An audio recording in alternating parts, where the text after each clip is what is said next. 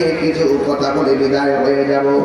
হুজুর গাউসুল আজম আব্দুল কাদের জিলানী রাহমাতুল্লাহ আলাইহি যখন রাস্তা দিয়ে মজলিসে যেতেন, হঠাৎ করে একটা কণ্ঠ ডাক দিয়ে বলতেন, রাস্তাটা সুন্দর করে দাও, এখানে একজন মাদ্রাসা কুলি বসবেন। উপস্থিত মানুষগুলো ডাক দিয়ে বলতো, আব্দুল কাদের, ও আল্লাহর ওলি, আপনি এখানে এসেছেন, আপনার সঙ্গে কোনো মানুষ দেখলাম না, আমরাও কথা বললাম না, কে আমাদেরকে বলল রাস্তাটা ফাঁকা করে দেওয়ার জন্য? কণ্ঠ শুনলাম, মানুষটাকে তো দেখলাম না। কে আমাদেরকে বলল স্পেসটা সুন্দর করে বিছানা কালিটা বিছায় দেওয়ার জন্য? কণ্ঠ শুনলাম, কিন্তু মানুষ দেখলাম না। ওই কারবালার কথা মনে হয়ে গেছে। কারবালার জমিনে ইমামে আলী মুকাম রাদিয়াল্লাহু তাআলা নূর কল্লা মুবারকটা যখন বর্ষার মাথায় ঢুকাইছে, উপস্থিত মানুষ বলতেছে, আমরা তাকে দেখলাম কাটা কল্লার জবান দিয়া সূরা কাহফের তেলাওয়াত শোনা যাইতেছে।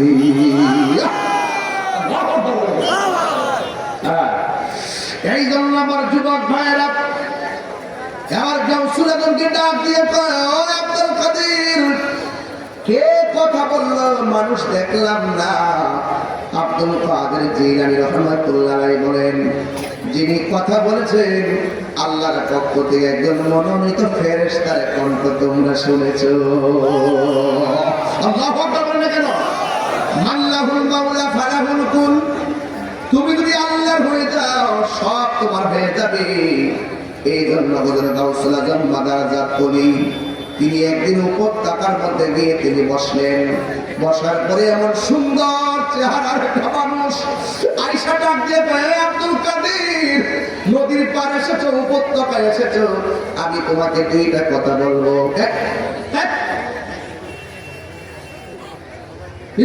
প্লিজ একদম আওয়াজ করবেন না, একটা গুরুত্বপূর্ণ কথা বলতেছি। উপত্যকার মধ্যে দাঁড়ালো, দাঁড়ানোর পরে একটা লোক আসলো, নূরের চেহারা, আল্লাহু আকবার বলে গেল,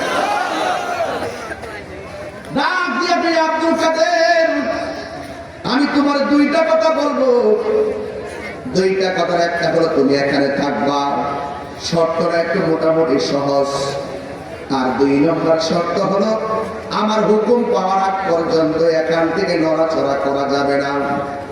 আব্দুল কাদের জিলানী কয়, এত সুন্দর চেহারা, তারা বারবার দেখতে গেল, আমি এই জায়গাটা ছাড়বো না। এই কথা বলে তিনি 1 মাস কাটাইলেন এই জায়গায় বৈশা, 2 মাস কাটাইলেন একই জায়গায় বৈশা, 3, 4, 5 মাস, 6, 7, 8, 9, 10, 11, 12, একটা বছর কাটাইয়া দিছে এই জায়গার মধ্যে বৈশা। কারণ চলক দিয়া যে পলক মেরে লোকটা চলে গেছে, কোন সময় সেই লোকটা আবার আসবে মনের জ্বালানি পাবে। প্রেমের জ্বালা আছে না নাই? যে যারা চিনে হে তারে কিনে, ওই জগতে ডুব দিব, ওই জগতে ডুব না দিলে আপনি প্রেম বুঝবেন না। আসলে যে কি আছে দুনিয়াতে বুঝতেন না। চোখে যা দেখতেছেন সব কিন্তু ম্যাক্সিমাম ধোঁয়াশা, হাকিকত কিন্তু আপনি খুঁজে পাচ্ছেন এই ধোঁয়াশার কারণে। আপনি যেতে হবে একটা নিরেট আলোর জায়গায়, যেখানে গেলে সব আধার কেটে আপনি মঞ্জিল মকসুদে পৌঁছে যাবেন। আল্লাহ বলেন, আল্লাহু আলিকুল্লাযিনা আমানু ইখরিজুহুম মিনাজ যুলুমাতি ইলা নূর। চিৎকার করে বলেন সুবহানাল্লাহ। এবার আব্দুল কাদের জিলানী কয় বছর কাটালো? জোরে জোরে কয় বছর? 1 বছর কাটালেন। এবার এখন প্রশ্ন করে, তাই রে হুজুর, 1 বছর কাটাতে গেলে তো খাবারের প্রয়োজন হয়, কিন্তু সেখানে চুলা নিয়ে যায় নাই, পরিবার নিয়ে যায় না, কি খাইলো? আমি দলিলে পেয়েছি 1 বছর তিনি শুধুমাত্র পানি পান করেছেন, আর জঙ্গল লতা পাতাগুলো খাইয়া তিনি 1টা বছর কাটাইয়া দিলেন। এরপরে দ্বিতীয় বছরটা শুরু হয়ে গেল, দ্বিতীয় বছরটা একেবারে 2 বছর কেটে গেল। 2 বছরের ভিতরে তিনি কি খাইলেন জানেননি? তিনি তৃতীয় বছরের মাথায় ভারী খাবার ছেড়ে দিলেন, শুধুমাত্র পানি পান করে কাটালেন। তৃতীয় বছর শুরু হয়ে গেল। তৃতীয় বছর যে শুরু হয়ে গেল রে আমার রাজা পোড়ার বাবা, এই তৃতীয় বছরটা তিনি শুধুমাত্র পানি পান করলেন। পানি পান করিলা রাতের বেলা যে ঘুম ছিল, ঘুমটা আরাম করে দিয়েছেন। তার মানে বোঝা গেল আল্লাহর ওলিরা কথা বলে কম, আল্লাহর ওলিরা ঘুমায় কম, আল্লাহর ওলিরা খায় কম, মুমিনের জন্য তিনটা গুণ আবশ্যক। এক নম্বর, মুমিন খাবে কম, মুমিন ঘুমাবে কম, মুমিনের কথা বলবে কম। গাউসুল আজম এমন ভাবে একটা বছর, দুইটা বছর, তিনটা বছর কাটায় দিলেন। এরপরে তিনি এখান থেকে নির্দেশ পায় আল্লাহ বলেন। এখন প্রশ্ন, হুজুর নির্দেশ দিল, যার নির্দেশে তিনি বসেছিলেন, যার নির্দেশে তিনি আবার জঙ্গলে চলে গেলেন, তার নামটা একটু বলেন না? তার নামটা অন্য কেউ নয়, তিনি হলো হযরতে খিজির আলাইহিস সালাম। কানা আবদান সালিহান, এমন একজন বান্দা যিনি পানির নিচে থাকে। সুবহানাল্লাহ কোনা কেন? তার নাম হলো খিজির। খা দোয়া দোয়া, খিজির মানে সবুজ, সবুজ আখদারুন সবুজ, আহমারুল লাল আসওয়াদুন কালো, আসওয়াদুন কালো, আবিয়াদুন সাদা। তিনার নাম খিজির, মানে হলো তিনি পানির নিচ থেকে মরুভূমির সাদা পানির মধ্যে যদি তিনি বসতেন, আবার আল্লাহ সেই জায়গাটাকে সবুজ ঘাসে পরিণত করে দিত। আর বড় করে বলে আল্লাহু আকবার। এই জন্য আমার যুবক ভাইয়েরা, ওই খিজির আলাইহিস সালাম হলো তিনি যার কাছে মুসা কালিমুল্লাহ গিয়ে তরিকতের সবক এনেছিলেন। আজকে আমার সমাজের মধ্যে মানুষ বলে তিন মসজিদ ছাড়া নাকি কোথাও নিয়ত করে যাওয়া নাকি জায়েজ নাই। আর বাবা, ইলম অর্জন করার জন্য, সোহবতের জন্য, বেলায়েতের জন্য, রহমত কামনা করে, ওসিলা তালাশের জন্য একজন লোক একজনের কাছে নিয়ত করে যাবে, এটা হলো মুসা নবীর সুন্নাত। আজকে যারা আমাদেরকে বিভিন্ন অপব্যাখ্যা করে, এরা হাকিকতে সত্যকে গোপন রাখে। কথা বলেন ঠিক কিনা? এই জন্য আমি প্রায় মাহফিলের মধ্যে বলি, এদের ডানেও যাওয়া যাবে না, বামেও যাওয়া যাবে না। এই জন্য আমি মাঝে মাঝে নীরবে নীরবে গান গাই। পাইলে নিরালাই গো নবী, পাইলে নিরালাই, পাইলে নিরালাই গো নবী, পাইলে নিরালাই। দুই কদমে চুমুকাবো, চরণে দুলি মাখিব গায়ে, পাইলে নিরালাই গো নবী, পাইলে নিরালাই, পাইলে নিরালাই। বাবা, আপনারা নবীকে দেখতে চান কি চান না? আরে নবীর একটু নীরবে নীরবে পাঠান কি চান না? ঘুমের ঘরে নবীর দিদার আপনারা চান কি চান না? মহব্বতে কন্যা, পাইলে নিরালাই গো নবী, পাইলে নিরালাই, পাইলে নিরালাই গো নবী, পাইলে নিরালাই। দুই কদমে চুমু খাবো, চরণে ধুলি মাখিব গায়ে, পাইলে নিরালাই গো নবী, পাইলে নিরালাই, পাইলে নিরালাই গো নবী, পাইলে নিরালাই। আমার নবী নূরের নবী, আমার নবী জিন্দা নবী, আমার নবী নূরের নবী, আমার নবী জিন্দা নবী। এই দয়া করে তাই গো নবী, নিদানের বেলায় গদনা, দয়া করে পাইলে নিরালাই গো নবী, পাইলে নিরালাই, পাইলে নিরালাই গো নবী, পাইলে নিরালাই। দুই কদমে চুমু খাবো, দুই চরণে ধুলি মাখিব গায়ে, পাইলে নিরালাই গো নবী, পাইলে নিরালাই। কঠিন হাসরের দিনে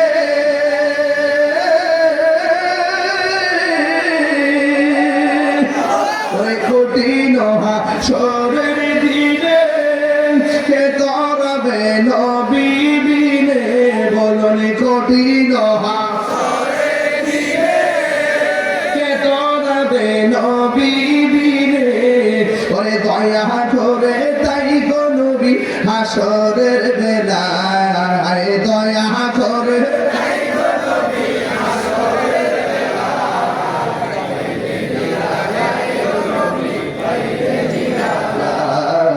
পাইলে নিরালাই, পাইলে নিরালাই। দুই কদমে চুমু খাবো, চরণে ধুলি মাখিব গায়ে, পাইলে নিরালাই গো নবী পাইলে নিরালাই পাইলে নিরালাই জোরে জোরে কি আল্লাহু আকবার বলা যাবে না? ওলি আল্লাহ হইতে গেলে কি নেশা করা যাবে? মুমিন হয়ে কি নেশা করা যাবে? নেশা করা যাবে না। ওই দিন এক মাহফিল ছিল কুমিল্লা ইন্ডিয়ার কাছে বিবির বাজার বিবির বাজার বিবির বাজার গিয়ে বলছিলাম কেন নেশা করে হাত তুলে তো একটা ছেলে হাত তুলছে ছেলেকে বললাম আমি নেশা করতাম আজকে ওয়াদা করছি আপনার ওয়াজ শুনলে আমি নেশা করতাম না। আমি মনে করি ওই পদ্ধতির মধ্যে এই একটা বাঘের বাচ্চা কথা কম ঠিক লাগে যে গুণা করে তওবা করে আল্লাহ তার প্রতি খুশি হয় কথা কম ঠিক না? তবে শর্ত হলো দ্বিতীয়বার আবার গুনার দিকে ধাবিত হওয়া যাবে না। আজকে এখানে যারা আছেন কেউ আছেন এরকম নেশা খান একজন কন না যে আমি খাইতাম আর খাইতাম না নাই সব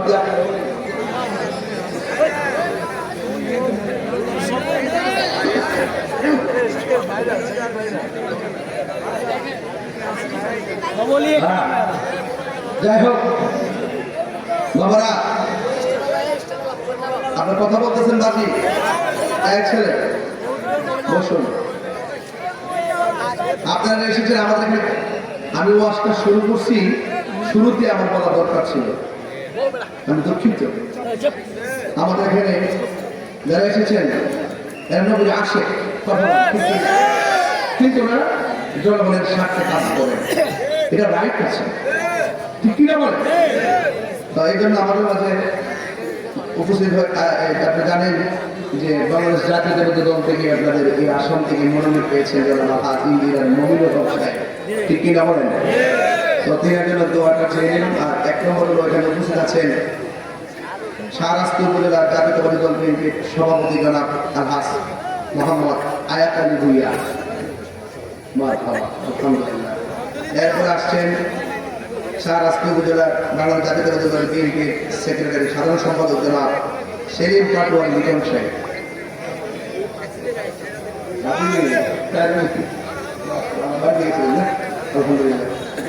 এবার আসেন বাংলাদেশ জাতীয়তাবাদী দল বিএনপির সহসভাপতি জনাব মোহাম্মদ আবু ইউসুফ রূপম পাটোয়ারি। তুমি কে আমি কে তুমি কে আমি কে আমরা কোন জনতা আর আবার কোন জনতা আগামীতে এটাই হবে আমাদের পরিচয় এটা দিয়ে আমরা ইনশাআল্লাহ অনেক দিকে যাবো ইনশাআল্লাহ। সুন্নি জনতা এক যাকে চিনতে হবে এটা সুন্নি সুন্নি চিনে না সুন্নি চিনতে হবে কথা বলে আমাদের মধ্যে লোক আছে ইনশাআল্লাহ আছে না নাই আছে না নাই আছে কই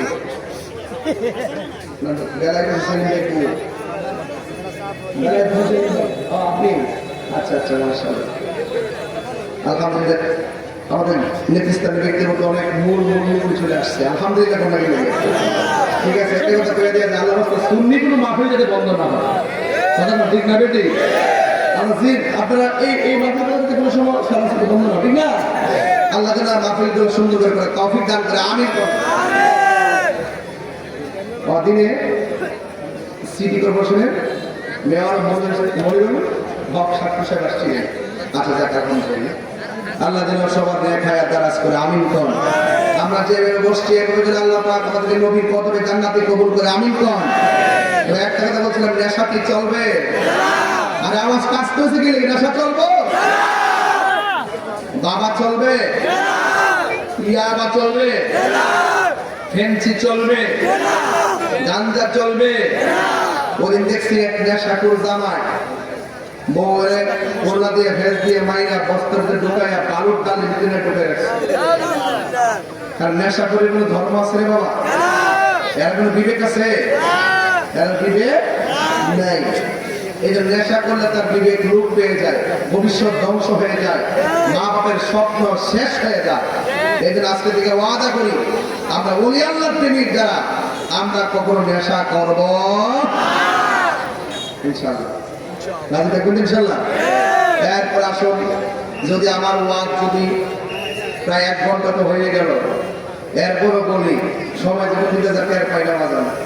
গতকাল যেটা মনে কালকে 3টা মাঠে জুমার পরেও কমিল্লা, এরপর আর কাছে আপনার এলাকাতে এরপর হারি খোলা কালকে হুজুরের দরবারে একটা মাটি আছে হারি খোলাতে, আর কেমন জায়গা একটা হারি খোলা। যাক আল্লাহ কবুল করুক, আমিন কম। যাক আমি আপনার এলাকাতে আছি, এখন যাবো আর এক জায়গায়, নাম কিন্তু আপনার বলে সমস্যা।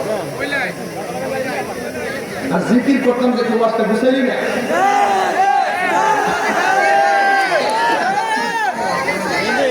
জিকির হবে কা। এবার কথা শেষ করলে এখন বলেন, মার মনে কষ্ট দিলে কেউ কি ওলি হইতে পারে? কথা কর না, জোরে কর। মা বাবা মনে কষ্ট দিলে কেউ কি ওলি হইতে পারে? আপনাদের হুজুর শাহজাদা একটা সুন্দর একটা নাচ রাসূল একটা হামদে আলাহি করছেন, শুনতে কি ভালো লাগে না? আপনি কি চান না যে আপনাকে সন্তান এইভাবে সেই স্টেজে উঠে নাচ রাসূল করুক? আপনারা চান না? তাই জন্য যদি চান আল্লাহর ওয়াস্তে মা বাপকে কষ্ট দেওয়া যাবে না। মা বাপকে কষ্ট দিয়ে তাহির সঙ্গে বসে ওয়াজ শুনবেন, আপনার মতো শ্রোতা তাহিরি দরকার নাই। কথা বলতে কিনা? আজকে এই এলাকায় যদি আমি ঘুরি, ম্যাক্সিমাম দেখবেন 70% পুরা বাপ মা সন্তানের বউর বিরুদ্ধে অভিযোগ দিব, এই যে স্বপ্ন নিয়ে সন্তানকে বড় করছি সেই স্বপ্ন পূরণ হয় নাই। কথা বলেন ঠিক কিনা? আজকের ওয়াদা হলো আমরা কোনোদিন মা বাবা মনে কষ্ট দিব। কারা কারা আমার কথা একমত হাত তুলে দেখান। আল্লাহ যাদের আব্বা আম্মা কবরে চলে গেছে, আল্লাহ তাদের কবরটাকে জান্নাতের বাগান বানায় দেন। আল্লাহ যাদের আব্বা আম্মা বেঁচে আছে, আল্লাহ আপনি নেক হায়াত দান করে দেন। আল্লাহ অনেক বিদেশের গোলাম যাইতে পারে না, বিভিন্ন ধরনের সমস্যা, আল্লাহ রিজিকের দরজার তালা খুলে দেন। আল্লাহ এদেরকে এমন টাকার মালিক করে দেন যারা বছরে বছরে মদিনায় যাইয়া আমার নবীর সালাম দিতে পারবো না। আমিন। এটা মহব্বতে জিকির করেন।